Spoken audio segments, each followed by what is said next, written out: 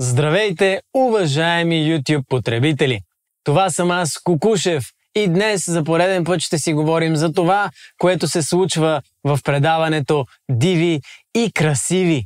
Може би ви се струва, че изоставам понякога с единия или с другия формат, но това е защото аз вече не знам къде се намирам. Но образно казано, може би се намирам в тоалетната. Ето, вие пожелахте и аз си намерих нов символ на нашите нови включвания, посветени на всякакви предавания, а именно мъж и жена, търсещи любовта в тоалетната. А сега да се захващаме с анализа.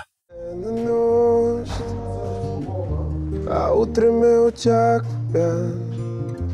Поглеждам през прозореца, дали навън вали. Не е страх от теб, не искам да остана тук. Това, което остава да направя пак, е да бягам. Да, и на мен това, което ми остава, е да бягам. Но, уви, привлечен съм от този формат като молец към фаровете на приближаваща с бясна скорост кола, която поне ще ми донесе бързо избавление. Единият я масажира на забавен кадър, който иронично не е забавен, а другия изсвири бягство на Авеню. Какво ли би си казал Заки от Авеню, например, ако знаеше, че под звуците на тяхната песен младежи се мажат с олио? Според мен щеше да се зарадва. Какво пък толкова? Мъжете мажат, а жените женят. Първи коментар за епизода. Първа тъпотия. Вие, между другото, може да напишете в коментарите как да се казват нашите герои. Ето, например, момиченцето в тоалетната може да е Тея, момченцето Симеон или там кой беше с нея, деца натиска в тоалетната, не знам. Вие помислете и ми напишете. Сброй години наред, аз не мога да спра своя бяг. Защо повярвах на думи, които не вярва и малко дете? Да размишляваме още малко над тази сцена. Значи, той и пее, че не може да спре своя бяг, а нея я масажира як. Но не, нямам предвид, че Йордан е едър бозайник от разречи втокопитни. Той просто е много як. Но често се получава така. Един пее нежно на китара, а през това време друг седи на дупето на жената и я мачка. Макар че ако имате китара и знаете как да свирите на нея, шансовете ви с жените се увеличават главоломно. Може да попитате Руди от нашата група. Защото аз имам китара. Ама келфайда. Имам празна китара. Даже алтернативно заглавие се казва Диви и красиви. Пай се наближава, погледни се в огледалото и виж в теб жената. Елена, любовта си тръгва, но усмивката остава, даже някога я връща. После имам предприпев, който не съм написал, и после и не ми забавяй, диви и красиви, влюбени, изгубени в този цирк. И не ни забравяй, на срещите ходи си. Аз не мога да видя толкова срещи. И втория куплет, че всъщност става на 19, аз се обърках, не на 20. Ама ще напиша, че съм го написал, за да се видим до година, примерно. Добре, пожелавам ви успех. Нашия Барт е написал песен за Елена. Тя трябвало да види в себе си жената. Според мен ти искаш да погледнеш вътре в нея посредством, нали, сещате се. В предния епизод бяхте ме обвинили, че не съм споменал нито веднъж думата пенис. И ето, аз я казвам вече за втори път. Пенис. Така, нататък. Те били диви и красиви, влюбени и изгубени в този цирк. Аз сега ще ти предложа текст за песен и те предизвиквам да го изпееш. Вие сте млади, диви, красиви, зрели напръщели, банани и сливи. Търсите обич, намирате слава, искам да се шибна с лопатата права. Какво ще се случи, да мисля не смея? Объркан съм, както е объркана тея. Обичам се Ира, затова съм дошъл. Пенис да кажа, не бих могъл. Аре, изпей го сам, моля ти се. Ние с теб сме приятели в Инстаграм, така че за моя кеф направи едно стори с този невероятен текст. Като казах за това, че искам да се шибна с лопатата права, да ви кажа, мои скъпи приятели, че вчера си говорих с майка ми и тя каза: супер, всичко е много яко, само ако може не дей така да говориш, че си разбиеш главата, че си пръснеш мозъка, маме, защото, нали, не е хубаво така да се говори и се притеснявам, нали, така че просто много мило ми стана. Тя, жената, много добре знае, че аз се шегувам, за добро или за лошо е свикнала и най-вероятно тя е възпитала това чувство за хумор в мен, но все пак тя държи аз повече да не казвам, че ще си пръскам черепа в, нали, тук в ефир, така че няма пък да го кажа. Леле, колко е красиво тук. Замъкът е невероятен. Като в приказка. И статуята. Цветята са много красиви също. Като нас двете. Виждаме, че Диви и Красиви конкурира къщата на инфлуенсерите, като праща част от участниците в замък. Сега, на кой му е хрумнала тази идея, първо не знаем, те да си се разберат помежду си, но тази тенденция реалити форматите да се развиват в замъци е интересна. Само един замък отива на тези кралски особи. В крайна сметка, реалити звездите са своеобразно роялти. Те са знатните особи на нашето съвремие, нали? Подобно на британското кралско семейство, например. И те са тук само за украса и да се появяват по разни събития. Представете си как крал Карл и кралица Клара. Не, представете си как крал Чарлз III рекламира плажно масло или дърпа вейп в YouTube. Това е красота. Крал Карл и кралица Клара, крали кларинети от кралския квартет. И накрая танцуват менует. Айде па сега глупости. Ето, виждаш какво става? Леле. А, леле. Колко добре изглежда. Мислиш ли? Да. Само внимавай такова, че рокличката да не е такова. Да. Добре, супер. Ракличката да не е такова. И да нарежеш малко гъбки. Кой да нарежа? Гъбите. Ти ли ще си я сложиш? Колко трябва? Защото си мисля, че ти най-добре знаеш колко и как да я вкусиш. Да, ти само ми помагаш сега. Аз само ще ти асистирам много тънко и внимателно, ти си основният от факта. Само внимавай такова, че рокличката да не такова. Какво такова, бе, Йоане? Изразявай се малко по-членоразделно, макар че явно ти тук говориш точно с члена си, който явно иска да раздели нещо там на Симона. Той трябвало да нареже малко гъбки. Внимавайте всички с това ваше фриволно поведение да не гарнирате престоя си в къщата с малко повече гъбки.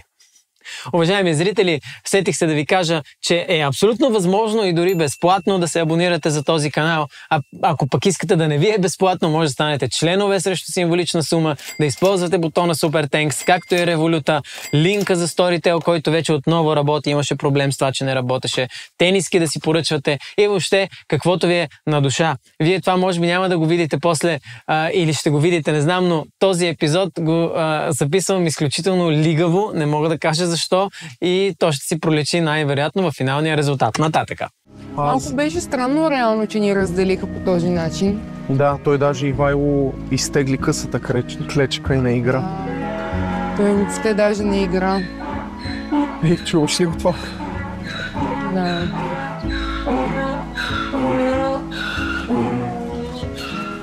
Ела да видим какво има насам. Чуваме жалните възгласи на далечно магаре. Хубаво е да се вслушаме в думите му. Аз самият не бих могъл да го кажа по-добре. Това е една хубава метафора за предаването, което гледаме. Един магарешки вопъл за магарешкия, който ние всички получаваме, гледайки Диви и Красиви.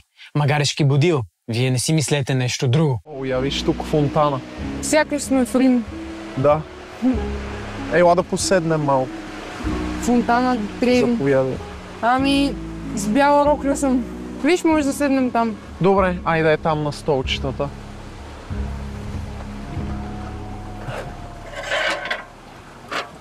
Така, това ще го сложим. Заповядай. Благодаря. Моля.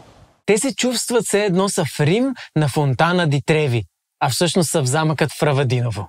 Това е все едно да си мислиш, че гледаш Too Hot to Handle по Netflix, а всъщност да гледаш Диви и Красиви по YouTube. Подобно е, ама не е баш същото.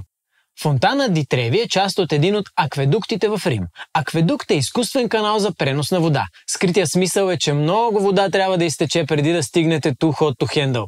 Или, че всички сме в канала. Не знам. Какво мислиш тук за мястото иначе? Много е красиво наистина и животните са много хубави. Да. За първи път ли си тук? Да, за първи път съм тук. И съм впечатлена. Добре, дай да ходим да видим другите къде са. Хайде! Какъв непринуден романтичен разговор. Мисълта им се лее като водата във Фонтана ди Треви, но не знам дали бих метнал стотинка, за да се върна. И на мен ми харесва подбора на животни в предаването. Имаме пуяци, патки, биволи, крави, пойни птички, тея. Една любовна зоологическа градина. Ако трябва да влизаме в някакъв спор, аз не съм сигурен, че той чисто интелектуално ще се справи в този словесен спор спрямо мен. Мисъл, ние ще го водиме този спор, но той просто ще почне да аз нямам проблем, аз супер грамотно бих си му обяснял какво стана въпрос.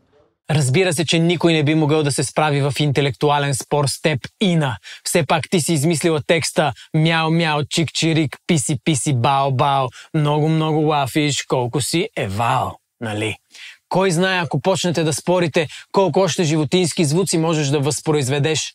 Представяте ли се да почнете да спорите с някого и той ви изкочи с аргумента грух, грух, му, коткодяк, например? Ами няма да имате отговор. Ина, приеми един съвет от мене. Бе. Ако искаш, се вслушай в мъдрите ми думи. Квик. Йоан преди няколко дена, докато спах, отиде при Елена и каза да направят коалиция срещу мене, да ме изгонят, но всичко да бъде тайно и на церемонията накрая да ме изгонят. Тя дойде и ми каза веднага, аз казах директно да отиде при него и да се правят на партньори, защото още с Йоан и с някои другите момчета, даже всичките, се разбрахме каквото и да стане в тази игра, ние да запазим мъжкото си достоинство и да не играем един срещу друг, да не се опитваме да се правим интриги помежду ни и да излеем от тук мъже с достоинство. Но явно на някой това не му понасят и ще махнем кирливите обувки от гардероба. Ах, какъв пъклен план! Те ще ли да изхвърлят кирливите обувки от гардероба? Може би иска да каже нещо за кирливите ризи, но и обувки става. Да не бъдем прекалено критични към този съвременен Макиавели. Време за образование. Николо Макиавели е италиански философ, дипломат и политик, известен с популяризирането на неморални практики, като нечестността и убийствата на невинни хора. До тук вие убивате само невинните ми мозъчни клетки. Те искали да запазят мъжкото си достоинство, но тази битка за някой от вас е изгубена още с влизането ви в това реалити. Ще измислим някой план, ще измислим. Много ти се кефа, бро, смисъл, че... Естествено, че много ми се кефи. След като леко го гъзе вината, че се опита да ме изгони и после момичето му се върна при него, след като му го взех. Нормално да ми се кефи. Ама след като ми го наби където ни трябва, да, не може да ходи да обяснява, че ми са кефи. Той му го бил набил, където не трябва. Тук изниква въпроса, къде трябваше да ти го набие. Явно ти си имаш предпочитания, но той как да знае, като не си му казал? Моля ви, момчета, казвайте си къде искате да ви бъде набито каквото и да е, за да не стават недоразумения. Как ви се стори замък? Беше много хубаво да бъдем в замъка на любовта, влюбен в вятъра в Равадиново. Страхотно. Какви животни видяхте вие? Хранихме по луните. Аз ги храних, тя малко се изплаши. Ние видяхме черни лебеди. Колко поетично! Те са в замъка на любовта, влюбени в вятъра. То във вашия случай май наистина е по-добре да бъдете влюбени в вятъра. Така или иначе цялото шоу досега е развей прах. Вие хвърляте прах в очите ни, за да отклоните съзнанието ни от истинските проблеми.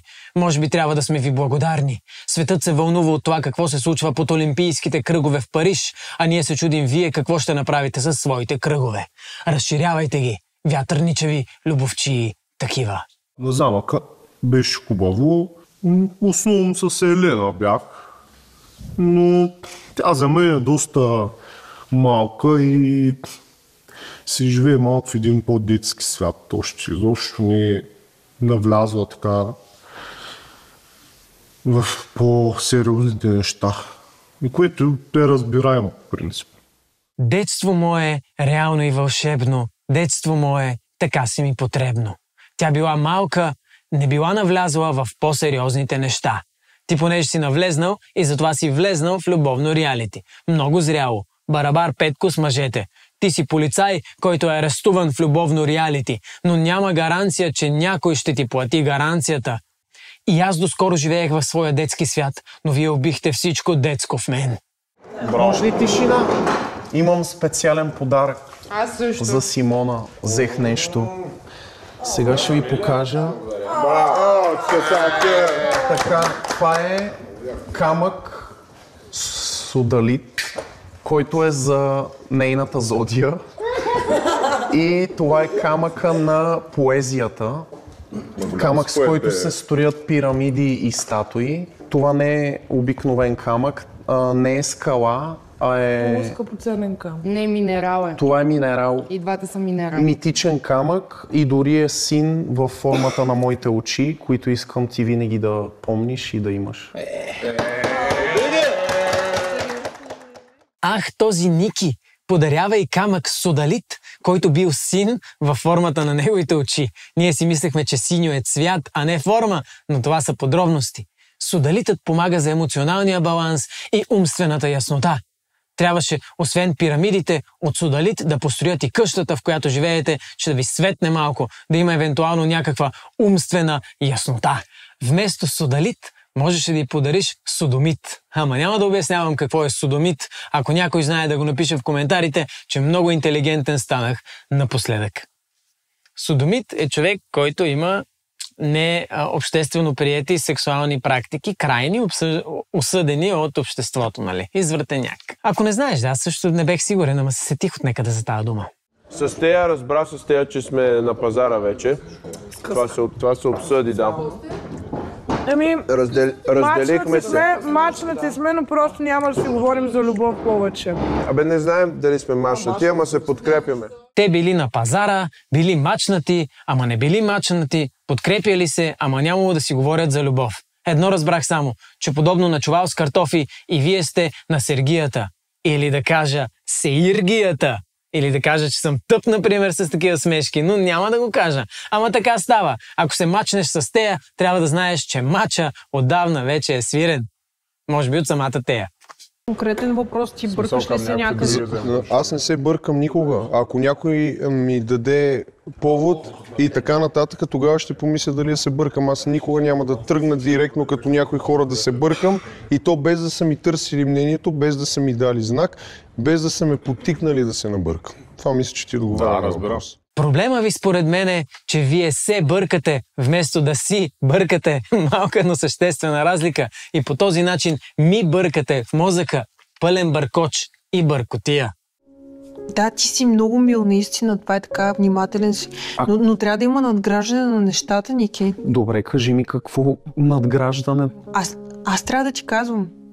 Ако на теб не ти идва отвътре, аз никога не казвам на мъжа какво трябва да направи. Мен всичко ми идва отвътре, както виждаш днес, отвътре ми дойде да ти взема подарък, който ти не очакваше. Добре. Това някой друг правил ли го е? Не. Дали ми е взимал подарък? Не на теб, от другите.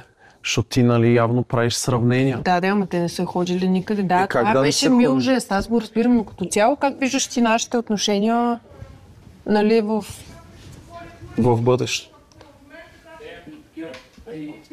Ами не мога да ти отговоря сега на този въпрос. Нашия мач не е разклатен.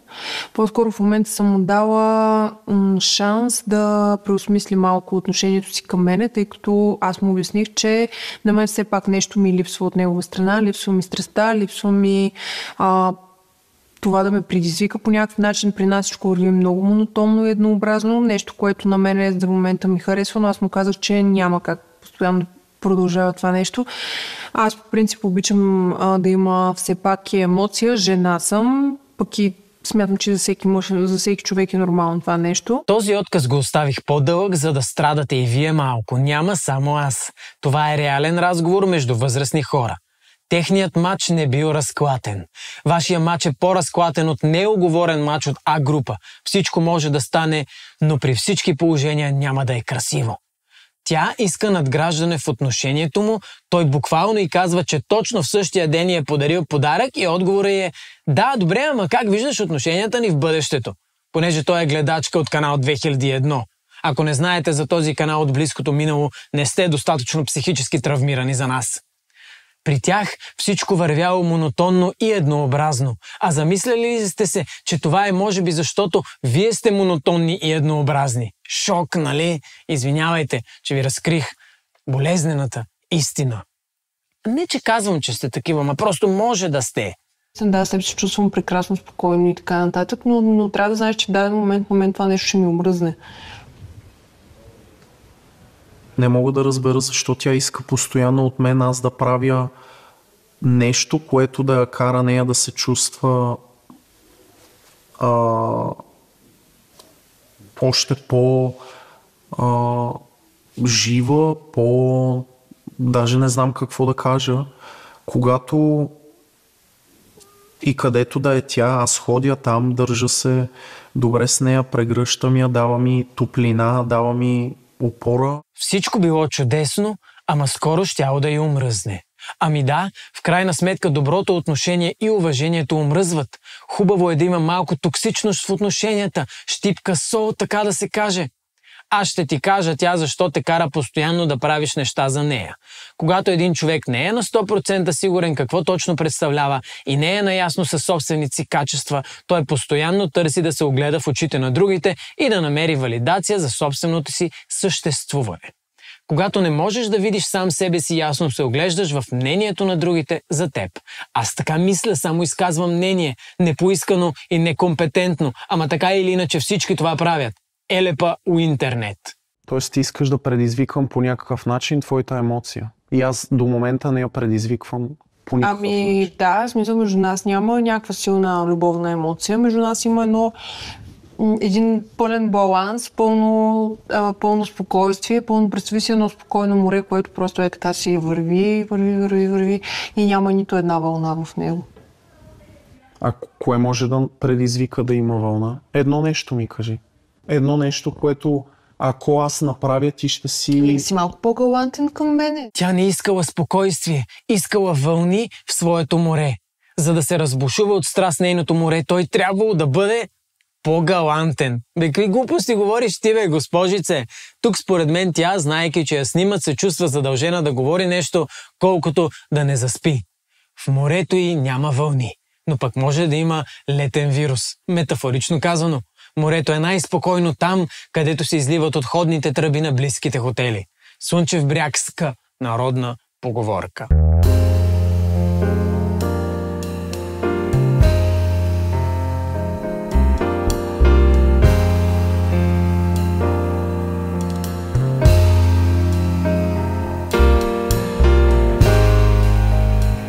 Целуват на приглушена червена светлина, което ни кара да се чувстваме така, сякаш сме си платили ефтин билет за вуайорско еротично шоу на червените фенери в Амстердам. И с това възнамерявам да свърша. Какво се случва под бюрото, вие няма как да знаете. И аз точно как възнамерявам да свърша. Свърш. Благодаря ви, уважаеми YouTube потребители, за това, че гледахте поредният епизод на Диви и красиви. Кажете ми, ако ви става в повече, ние случайно може да разредим, нали, да пускаме епизод веднъж в месеца, ама аз си мисля, че на нас така ни е забавно, колкото се може по-честичко, защото лятото е време за забава и фриволност, както ни го показват в къщата на... както ни го показват в къщата на инфлуенсърите и в Диви и красиви и така нататък. Наистина очаквам вашите предложения за това как да се казват този господин и тази госпожица. Може да им лепнем по един бадж тук, нали? За да е ясно. Сега, вече това не е толкова атрактивно, примерно като свършат анализите на Диви и красиви, аз да направя giveaway и някой да го спечели. Нали, евентуално, ако се случи, си лепнем нашите снимки тук, примерно, отпред. Що не? И така. Да, благодаря ви. Абонирайте се за канала. Storytel, знаете, всичко там е активно. Не 14, а 20 дни. Революта. Казвам го, да, хубаво ми е да ми пращате средства, които ние влагаме в нашите продукции, но още повече, когато ги пращате с пожелания за какво да ги изхарча, дори не искам да чета какво сте писали, нали, някои от вас много любезни, други така хумористично. И друго нещо, не знам дали го адресирах, май не. Но много мило ми стана, когато в предния епизод говорех как си представям, че си гледате на моите предавания на телевизор и вие чак ми пращахте видеа, това как вкъщи сте сипали нещо за пиене, гледате видеото на телевизора. За нас няма технически значение къде го гледате. Наистина важното е да го гледате, да се смеете, да се забавлявате, да спечелим милиони пари във всякакви валути. Но да, просто е яко вие как откликвате на моите тъпотии.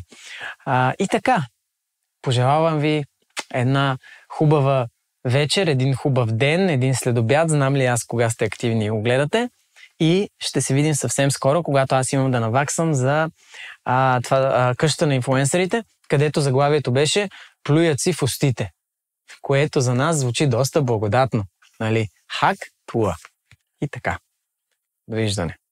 Даже ще изключа тоалетната. Тоалетната не работи, ако има нещо, нали, знаете къде. Тоалетната е там, където вие решите. Винаги е така.